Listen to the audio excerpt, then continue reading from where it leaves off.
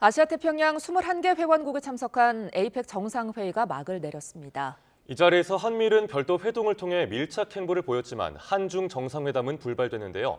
에이펙 회의의 주요 내용 정리해보겠습니다. 서정민 숭실대학교 글로벌 통상학과 교수 나오셨습니다. 네, 어서 오십시오. 안녕하십니까? 지난 15일부터 미국 샌프란시스코에서 열렸습니다. 에이펙 정상회의. 이번에는 2023 골든게이트 선언문을 채택하면서 마무리가 되는데요. 주요 내용 좀 정리해 주시죠. 네, 그 에이펙이 팬데믹 이후에 이제 정상 상태로 회귀를 한 것을 나타낸다고 요약할 수 있을 것 같고요. 이전 그 정상회의 선언문 같은 경우에는 코로나, 팬데믹 이런 단어들이 한동안 단어의 중심에 있었었는데 이번 같은 경우에는 코로나라는 단어 자체도 없어졌고 팬데믹도 한 번만 예시적으로 이제 언급이 됐었습니다. 그래서 뭐 기본적으로는 이제 이전부터 에이펙에서 항상 이야기가 됐던 WTO 중심으로 다자간 무역 체제를 다시 회복을 해야 된다 이런 것들이 이야기가 됐고요. 그리고 아태 지역 내 이제 경제 통합이 진전이 돼야 된다라는 이야기가 나왔고 에이펙 내 회원국 간에는 원래 회원국 전체들이 FTA를 맺는 FTAB이라는 비전이 있습니다. 근데 이제 한 가지 조금 달라진 것은 아태 지역 내 경제 통합이라고 하면 항상 FTAB 이야기가 나오긴 하지만 약간 예시적으로 FTAB이 거론이 되었다는 점이 약간 좀 차이라고 할 수 있겠습니다. 그리고 그리고 또 새로운 요소 두 가지 정도쯤이 아무래도 이제 환경 관련된 것들이랑 디지털 경제 관련된 거였었는데요. 이제 제로 기술 아니면 제로 배출 기술 아니면 저배출 기술 관련된 운송 수단 전환이 가속화돼야 된다 이런 내용들이 주요한 내용 중에 하나였었고요. 그리고 디지털 생태계를 조성을 해야 된다는 내용이 나왔었는데 이전에 비해서도 뭐 디지털 단어라는 단어도 좀 선언문에 자주 나오는 단어 중에 하나지만 이번에 유독 많이 나왔고 그리고 또 용례도 예시적인 것보다는 되게 일반적으로 많이 사용이 됐었다는 점에서 특이하다고 할 수 있겠습니다. 디지털 경제 짚어주셨는데 그래서 그런지 이번에 눈에 띄는 의제 중에 하나가 AI의 미래라는 주제더라고요. 네, 맞습니다. 네, 그 특히 이제 그 에이펙 회의를 할 때 부대 행사로 에이펙 그 CEO 서밋이라는 것이 있는데 거기서 AI 관련된 원래 총 한 18개 세션이라서 AI만 이야기를 하진 않았지만 AI 관련된 직간접적인 이슈들이 많았었고 또 그런 언급들이 많았던 것이 사실입니다. 근데 약간 조금 차이가 있다고 그런다면은 이제 이전 같은 경우에는 미국 중심에서는 그 디지털 경제 이런 것들이 가능한 한 어떻게 하면 자유화시킬 것인가 이런 거에 대한 논의였었던 데에 비해서 이번에는 어떻게 디지털 기술을 규제를 할 것인가라는 쪽으로 좀 더 방점이 찍힌 것이 좀 차이점이라고 할 수 있겠습니다. 디지털 규제에 조금 더 방점이 맞습니다. 찍혔다라는 말씀을 해주셨고 그리고 또 궁금한 게 현재 지금 세계 두 가지 전쟁이 벌어지고 있잖아요. 러시아 우크라이나 전쟁 그리고 이스라엘 하마스 전쟁인데 이 두 전쟁과 관련된 입장이 이번 그 선언문에 채택이 됐습니까? 그 작년 선언문 같은 경우에서는 우크라이나에 대한 그 러시아 공격에 대해서 규탄한다는 내용도 들어가 있고 무조건 철수를 해야 된다는 내용도 들어가 있었는데 이번에는 두 가지 모두 다 담기지 않은 것이 좀 차이점이라고 할 수 있겠습니다. 뭐 각국에 좀 이견이 좀 있었나 봐요? 그런 것 같습니다. 원래 이제 그 저번 그 정상 선언문에서도 에이펙이 원래 선언문 자체에 그런 그 일종의 그 설명이 나오는데 안보 문제를 해결하는 포럼은 아니지만 이것이 세계 경제에 미칠 영향을 감안했을 때 이야기를 할 수밖에 없다라는 이야기가 나오는데 아무래도 러시아 우크라이나 사태가 좀 장기화되고 그리고 또 이스라엘 하마스 전쟁도 아무래도 좀 이제 복잡한 이야기들이 많다 보니까 이제 국제적인 무력 충돌에 대해서 이해관계나 이제 관점이나 이런 것들이 작년에 비해서는 그러니까 러시아 그 우크라이나 사태에 비해서는 복잡성이 많이 증가한 것 같습니다. 그렇다 보니까 아무래도 경제 포럼인 에이펙에서 안보 문제를 계속 지속적으로 또 계속 담아가기에는 어려움이 있지 않았나 이런 생각이 듭니다. 이번엔 윤 대통령 이야기를 좀 해보겠습니다. 윤 대통령 뭐 해외 나갈 때마다 순방이 곧 민생이다, 뭐 1호 영업선 이런 키워드를 계속 강조해 오면서 세일즈 외교에 나서는데 이번에 에이펙에서 경제적으로 어떤 성과들이 있었나요?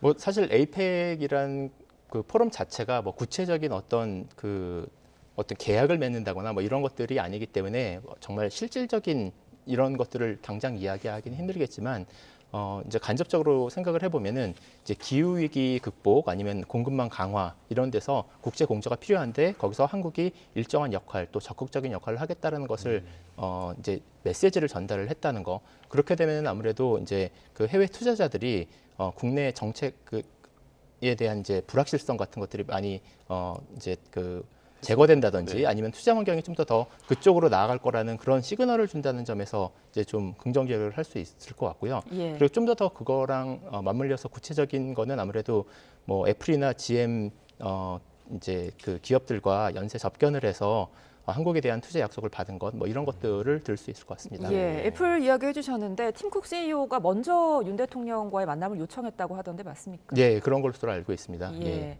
뭐 둘의 만남에서 조금 뭐 어떻게 가시화할 수 있는 성과가 있다고 볼 수 있을까요? 뭐 아무래도 이제 그 한국이 디지털 관련해서 굉장히 중요한 역할을 할 것이라는 점, 그리고 특히나 이제 반도체 산업 관련해서 굉장히 중요한 그 공급망 위치에 있다는 점에서 아무래도 그런 관심을 가졌다고 생각을 하고요. 그런 점에서는 그 먼저 그렇게 적극적으로 그 관심을 표명한 것이 예. 결국에는 한국에게 좋은 기회로 작용할 수 있지 않을까. 그 특히 이제 뭐 꼭 직접적인 애플뿐만 아니라 이제 이것을 바라보고 있는 나머지 투자자들에게 어떤 일정한 시너지 그 메시지를 전달했을 거라고 생각합니다. 예. 네. 네, 그리고 이번 에이펙을 계기로 한밀 등 14개국이 참여하는 인도태평양 경제 프레임워크 IPF 회의도 열렸습니다. 미국의 인태 전략에 어떤 변화가 있다고 보셨나요? 네, 그 원래 그 IPF 자체가 일종의 그 미국의 태평양 전략의 새로운 변화 중에 하나이고 그 바이든 정부의 새로운 전략 중에 하나라고 할 수 있는데 이번에 약간 좀 특징적인 거 두 가지가 좀 눈에 들어오는데요. 예. 한 가지는 이제 원래 IPF가 이제 총 네 가지의 영역으로 나눠져 있고 무역 그리고 공급망, 그리고 청정경제, 공정경제 이렇게 되어 있는데 무역을 제외한 나머지 세 가지 영역에 대해서 전부 다 하나는 이제 정식 서명까지, 공급망 같은 경우는 정식 서명, 나머지 두 개 공정경제 그리고 청정경제 같은 경우에는 사실상 타결을 했다라고 선언을 한 만큼 이제 오바마 정부에서 부터 이제 중국을 견제하려고 TPP를 사용을 하고 트럼프 때는 관세 전쟁을 하고 이랬었는데 바이든 때는 IPF라는 전략으로 이제 다가왔는데 이것을 굉장히 빠른 시일 내에 어떤 식으로든 마무리를 지었다는 거, 그리고 특히나 이제 내년에는 이제 미국 대선이 이제 본격적으로 시작이 되니까 아무래도 대외 정책에 대해서 상대적으로 이제 그 규범을 만들거나 이런 시간이 없을 텐데 빠른 시간 내에 이것을 마련을 했다는 것이 이제 굉장히 큰 그 성과라고 생각을 하고, 또 어떤 면에서는 이만큼 굉장히 그 미국에서 중요하게 생각했다는 것이 이제 눈에 띄고요. 또 다른 하나는 이제 원래 이제 요 네 가지 영역을 뿐만 아니라 어떤 이야기가 나냐면은 그 새로운 어떤 그 공동의 관심사가 있다면은 그것도 계속 새로운 의제로 추가를 해서 진화하는 협의체로 만들어 나가자고 그랬는데 이번에 마침 관련해서 그 이제 핵심 광물 대화체라는 것을 이제 만들었습니다. 예, 그래서 그거 같은 이런 식으로 계속 의제가 계속 추가가 될 수 있겠다는 것, 그리고 또 연례적으로 내년부터 연례 장관 회의를 갖고 경년으로 정상 회의를 갖기로 이제 틀이 갖춰졌다는 것이 이제 굉장히 큰 변화라고 할 수 있을 것 같습니다. 예, IPEF가 사실 어떻게 보면 미국이 중국을 좀 견제하기 위해서 만든 건 아니겠습니까? 네. 이번 회의에서 최대 관심사 중 하나가 이 미중 갈등이 조금 얼마나 경제적 갈등이 풀릴 수 있을까였는데. 시 주석이 이번에 시진핑 중국 국가주석이 6년 만에 미국을 방문했단 말이죠. 이번 미중 정상회담 전체적으로 어떻게 보셨습니까?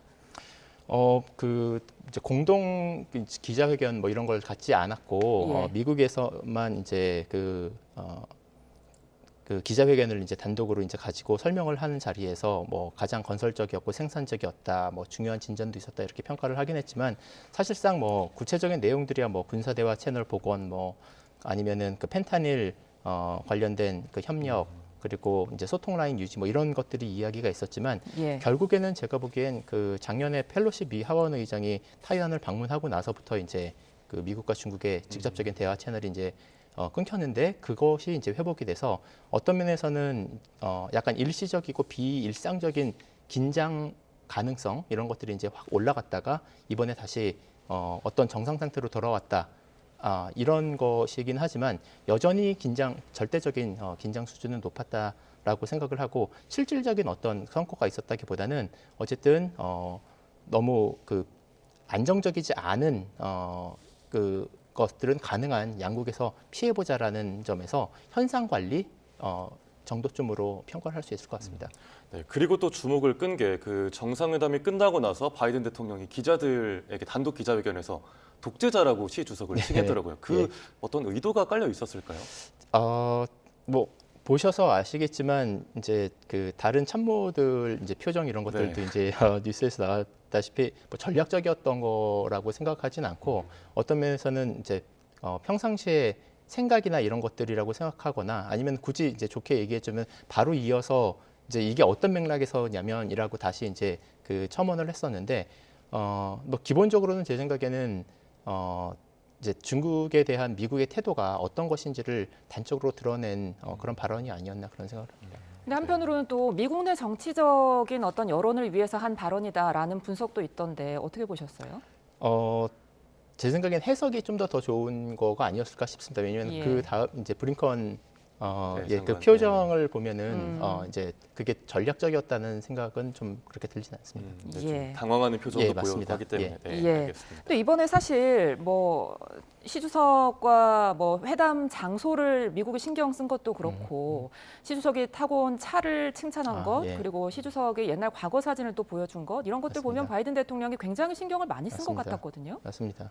네, 뭐 그런 기본적으로 이제 그 적대적인 관계를 유지하고 싶어 할 것 같지는 않고요. 당연히 그런 점에서는 가능한 좋은 그 관계를 유지를 하기 위해서 그랬던 것 같고 구체적으로 어떤 이야기들이 정말 오고 갔는지는 모르겠지만 기본적으로 중국과는 일정한 이제 그 경쟁을 관리하고 이런 표현으로 이제 적대적인 관계를 이야기를 하는 것이 아니라 현실을 인정을 하되 그 불안정성은 최소화하자라는 쪽으로 메시지를 주기 위해서 그랬던 게 아닌가 그렇게 생각하고 있습니다. 예, 알겠습니다. 네, 그리고 또 화제가 됐던 게 바이든 대통령이 중국과 뭐 디리스킹, 디커플링을 추구하지 않겠다, 뭐 이렇게 밝혔더라고요. 이게 뭐 대중국 수출 통제를 완화하겠다는 메시지인지 이것도 궁금하더라고요. 아마 뭐 직접적으로 바로 즉각적으로 아니면 완화를 한다는 그런 뜻이라기보다는 디커플링은 이제 분리 그리고 디리스킹은 관리 뭐 이렇게 생각을 할 수 있을 것 같고요. 이제 그리고 중국과의 이제 직간접적인 미국의 이제 경제적인 연관성을 생각을 해보면은 당연히 분리를 하는 것은 현실적이지도 않고 이제 합리적이지도 않을 거라고 생각이 됩니다. 아마 아시겠지만 이제 영화 대부의 되게 유명한 대사 중에 이제 뭐 친구는 가까이에 적은 더 가까이에 둬라 뭐 이런 얘기가 있는데 아마 그 디리스킹이 그런 의미가 아닐까 생각합니다. 관리라는 의미로 이해를 하면 좀 좋지 않을까 싶습니다. 예, 미국은 조금 뭐라고 할까요? 중국과의 관계에서 어느 정도 선을 좀 확실하게 그은 것 같은데요. 시 주석이 좀 경제적으로 성과를 좀 가지고 갔으면 했는데 좀 아쉬웠을 것 같아요. 맞습니다. 예, 그런 맥락에서인지 뭐 아시겠지만 이제 그 마치고 이제 그 CEO들 미팅에서 중국이 미국에게 도전하거나 뭐 대체할 의지가 없다. 뭐 아니면은 미국의 파트너가 될 의향이 있다. 뭐 이런 이야기를 많이 한 것으로 알고 있습니다. 네, 그 자리에서 뭐 블룸버그 통신 뭐 보도를 보니까 레드카펫을 시 주석이 뭐 깔았다 뭐 이런 평가도 나오던데. 네. 근데도 기업인들은 약간 좀 부정적인 의견을 보였다 하더라고요. 네, 아무래도 이제 그 미중 간의 관계가 장기적으로 어떻게 이제 구도가 짜여져 있는지가 어떤 면에서는 좀 누구나 알고 있는 사실이다 보니까 선뜻 쉽지 않았을 것 같은데 그럼에도 불구하고 그 시진핑 주석으로서는 아시다시피 이제 코로나 봉쇄 조치 해제 이후에 중국 그 내수 소비가 계속 위축이 되고 있고 그리고 또 경기가 침체가 되고 있는 그런 상황적인 여건도 있고 그리고 또 결국에는 미국과 이제 관계를 회복을 하는 것이 장기적으로 중국의 발전을 위해서 도움이 된다는 생각 때문에 아무래도 이제 민간의 영향력이 좀 큰 미국에서 기업인들에게 어필을 좀 더 이제 정부 채널이 좀 막혀 있고 딱딱하다면은 민간 채널을 이용을 한 게 아닌가 이렇게 생각을 합니다. 예, 이번에 우리가 또 가장 주목했던 것 중에 하나가 한중 회담이 이루어질까 여부였는데 결국에는 불발이 됐습니다. 맞습니다. 예. 뭐 계속 그 뭐 가능성을 열어두고 있다라는 보도가 계속 나왔었는데 결국에는 되지가 않았고요. 가장 최근에 이제 작년 그 발리에서 G20 때 그때 그 윤석열 대통령과 시진핑 주석이 만났었는데 그때 이제 그 의제들을 생각을 해보면은 약간 좀 일반적이었던 것 같다는 생각이 좀 많이 듭니다.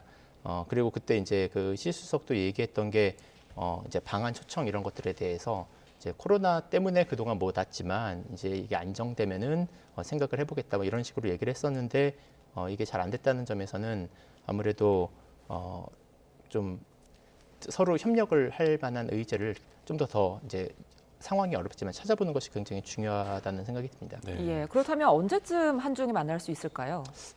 사실 어려운 질문이에요. 네, 굉장히 예. 어려운 네. 질문인데 약간의 그 힌트가 될 만한 게 얼마 전에 그 조태영 국가안보실장께서 언론에 인터뷰를 하신 내용을 보니까 이제 우리 정부의 그 대중 외교 전략이 기본적으로 한중일 정상회의를 하고 그 다음에 한중 정상회담을 하고 그 다음에 시진핑 방한을 하는 그런 순서라고 이제 이야기를 한 게 있습니다. 그렇다고 생각을 하면 한중 정상회담의 일종의 뭐 꼭 이렇게 기계적으로 하지는 않겠지만 한중일 정상회담이 언제쯤 열릴 수 있을까라는 것을 좀 생각을 해보면 될 것 같고 아시겠지만 이제 한중일 외무장관 회의가 이제 4년 만에 이제 11월 말에 이제 개최될 예정인데 그때 어떤 모멘텀을 만들어낼 수 있을까에 따라서 그 다음 스텝이 좀 결정되지 않을까 이렇게 생각합니다.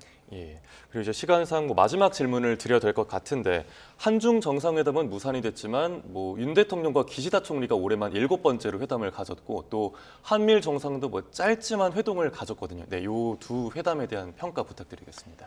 네, 뭐 그 두 회담 모두가 다 이제 굉장히 짧은 시간 동안 이루어진 미팅이라고 알고 있고, 뭐 한미일 같은 경우에 35분 뭐 이런 식으로 굉장히 짧은 시간이었어서 실질적인 이야기를 얘기를 하기보다는 아무래도 이 삼국 그리고 또 한일 이 양국이 뭐 이번에 이제 지금까지 뭐 일곱 번 만났다 네. 뭐 이런 이야기도 나오는 것처럼 언제든 만날 수 있는 사이다라는 것을 이제 서로 상호 확인하고 그리고 또 국제사회에 일종의 보이는 그런 과시적인 그런 행사였다고 생각을 합니다. 예.